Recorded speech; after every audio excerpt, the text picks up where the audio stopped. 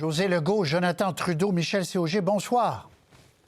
Bonsoir. Bonsoir. Je disais un sondage qui a fait sursauter beaucoup de gens de la CAQ. J'aurais dû ajouter, qui a fait aussi peut-être sursauter même le Parti québécois, qui se sont dit « Wow, regardez les chiffres! » 30 % d'appui au Québec. C'est un sondage Palace, c'est une firme dont on entend moins parler, on va en parler tout à l'heure, fait avec l'Actualité Québec 125. 30, 24, 16, 16, 11. Je vous fais entendre réaction d'abord, puis on revient en parler tout de suite. Écoutez, là, je suis très conscient là, que les Québécois sont fâchés contre moi et je vais essayer de faire mieux pour regagner leur confiance. On sent quand même une certaine grogne. Qu'est-ce qui explique cette grogne-là, à votre avis? Les dernières décisions. Lesquelles? Il y en a quelques-unes. OK, merci. Non, je ne suis pas découragée du tout. Il y a de l'ouvrage à faire. Ben oui, il y a de l'insatisfaction. Honnêtement, je préfère être solidaire de l'équipe. Oui, mais vos électeurs, ils vous disent quoi? Ils vous disent que c'est une bonne idée? Les électeurs, ils vous disent probablement la même chose qu'ils me disent. Ben, c'est quoi qu'ils vous disent? Vous le savez autant que moi, je pense. Puis on aura amplement le temps en 2026 de commenter pendant 33 jours ces questions-là, mais d'ici ce temps-là, disons que ça tend à démontrer qu'on fait les choses correctement, puis ça nous fait plaisir parce qu'on a une très petite équipe pour faire tout ça, puis c'est pas simple, mais ça nous encourage. Bon, modestie du côté de Pascal Bérubé, qui en a vu d'autres. Il faut dire, José Legault, première réaction à ce coup de sonde qui a fait réagir. Bien, en fait, moi, je vais attendre les prochains sondages pour voir si le Parti québécois a vraiment devancé la CAQ, mais ce qu'on observe depuis le printemps, c'est une tendance claire à la baisse pour le gouvernement Legault et à la hausse pour le Parti québécois. Et ça, c'est vraiment régulier. Et ça s'est vraiment amorcé de manière plus marquée au printemps, après l'abandon de la promesse sur le troisième lien. Pas parce que les gens tenaient nécessairement au troisième lien plus qu'il fallait, mais parce que justement, c'était une parole brisée, un bris de confiance, et tout s'est enchaîné depuis ce temps-là. Mais c'est vraiment de sondage en sondage, incluant dans le dernier léger un taux d'insatisfaction, le taux d'insatisfaction le plus élevé qu'a reçu le gouvernement de la CAQ depuis sa première élection en 2018. Jonathan? Bien, c'est une véritable dégringolade. Et comme José le disait, on le sent depuis un certain temps. Je pense qu'effectivement, le point de départ aurait été l'abandon du troisième lien. Mais ce qui est fascinant dans les résultats de ce sondage-là, c'est que de l'aveu même des gens à la CAQ qui disent « Bon, mais c'est certain qu'on peut pointer vers une conjoncture, hein, l'inflation, les gens qui ont de plus en plus de difficultés à arriver. Bon, ça peut rendre un gouvernement impopulaire, deuxième mandat et tout ça. » Mais ce qu'il constate, je pense, avec relativement de lucidité, c'est que la plupart des blessures qui font mal, si on veut, au gouvernement, sont des blessures auto-infligées. On parlait de l'abandon du troisième lien. On pourrait ajouter le retour du troisième lien. On peut ajouter à ça, l'inaction devant la crise du logement, la hausse du salaire des députés, là, dernièrement, de 5 à 7 millions pour la venue des Kings de Los Angeles. Donc, je pense qu'il y a cet élément-là qui est frustrant pour bien des gens à l'intérieur de la CAQ qui se disent « OK, on perd en popularité, mais on n'a que nous à blâmer pour ça. » C'est ce qui fait mal, je pense.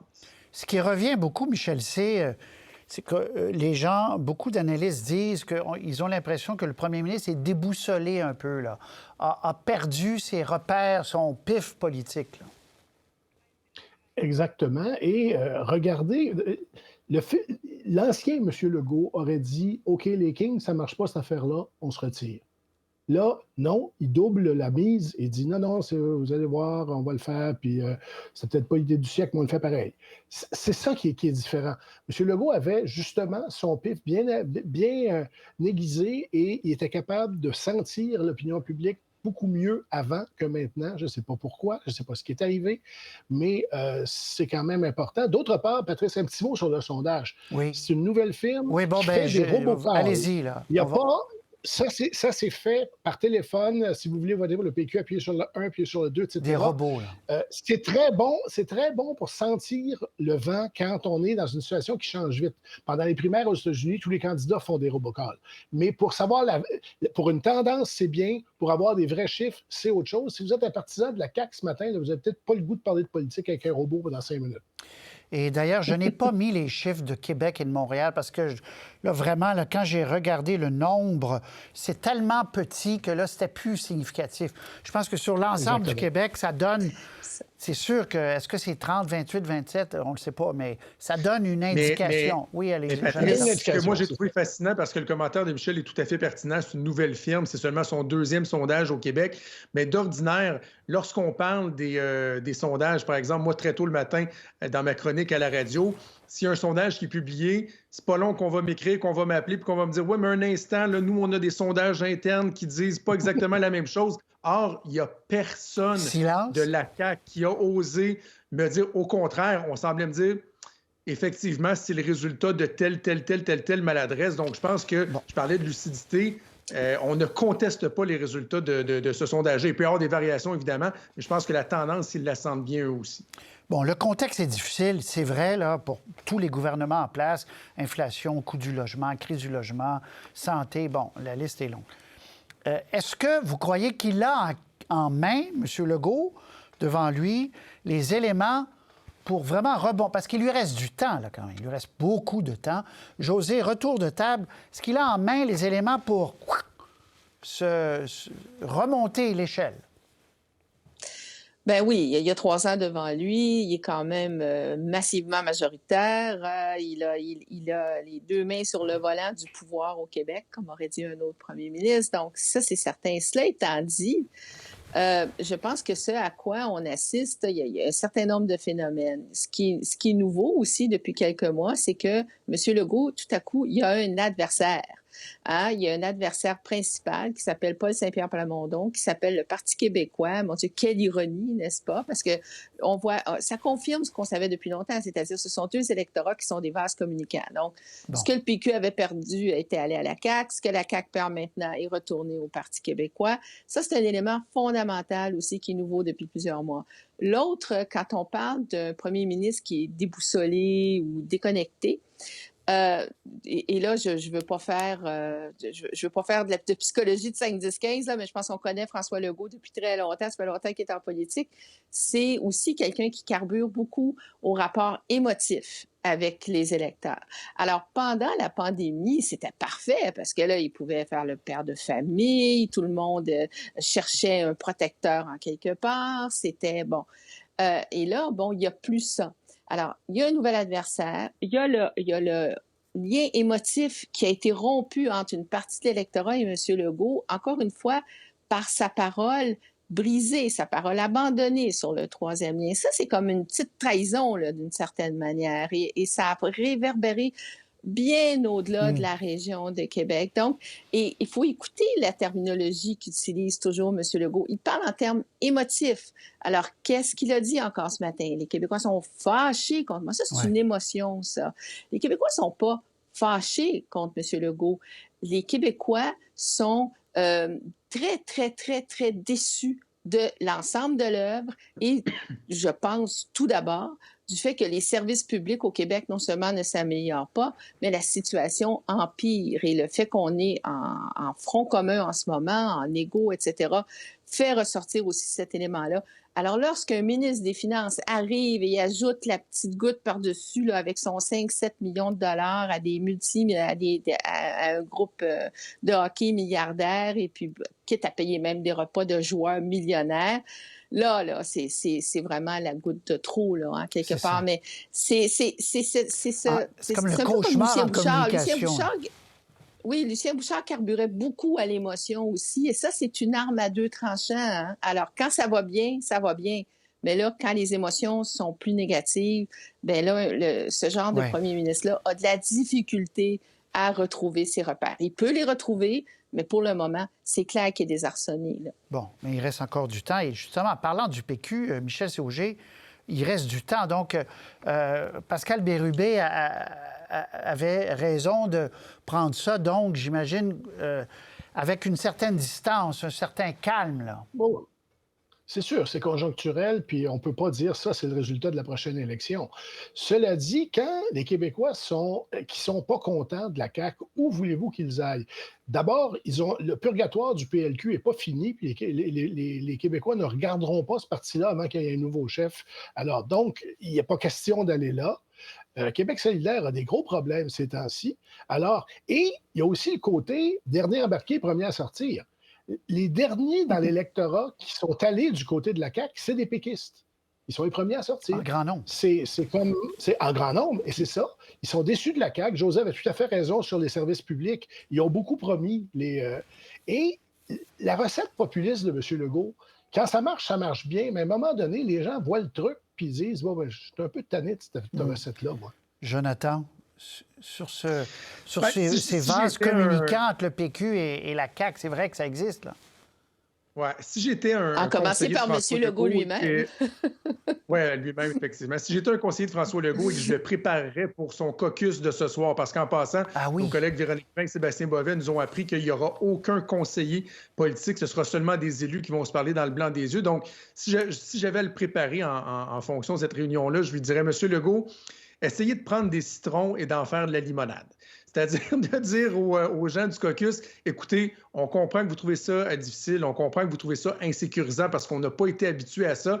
Maintenant, la bonne nouvelle, si je puis dire, c'est qu'on a le luxe du temps. Si vous êtes un stratège, vous aimez mieux qu'une période creuse comme celle-là arrive rapidement dans le mandat. Et si on a essayé de trouver des bonnes nouvelles, des parcelles de bonnes nouvelles, bien, c'est qu'il y a deux des partis d'opposition qui sont figés sur place, Québec solidaire et le Parti libéral du Québec, qui réussissent absolument pas à faire des gains là-dessus. Puis je dirais, bien, vous voyez aussi le Parti québécois, là, ce que ça fait, tout ça, c'est qu'ils vont avoir les projecteurs braqués sur eux pas mal plus. On va les questionner, les mettre en doute. On va avoir l'occasion de peut-être les mettre devant des contradictions, etc. Donc, ils ont le luxe du temps de gouverner, d'essayer de poser des petits gestes, des bons gestes, de construire là-dessus. Ouais. Si vous avez à avoir une chute aussi drastique que celle-là, vous ne voulez pas qu'elle arrive à 1 an d'élection, aussi bien d'arriver à 2 ans et 3/4 de la prochaine élection. Là.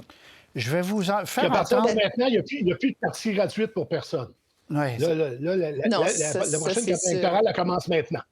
Je vais vous faire entendre, parce que vous avez parlé des Kings, je reviens à vous après, je vous ai parlé des Kings, on va entendre de Marc Tanguay et François Legault, qui a dû encore aujourd'hui défendre, et là on revient, la ligne de défense est de dire depuis hier, oui, mais un ancien gouvernement a construit ça, 400 millions de fonds publics, on veut une équipe un jour, bon ben, on va essayer de se mettre les chances de son côté, puis bon, bref, on écoute. Le premier ministre est un premier ministre parieur. C'est un pari sportif. 10 % des chances de revoir les Nordiques de Québec, parfait. Moi, je parie 7 millions de dollars là-dessus.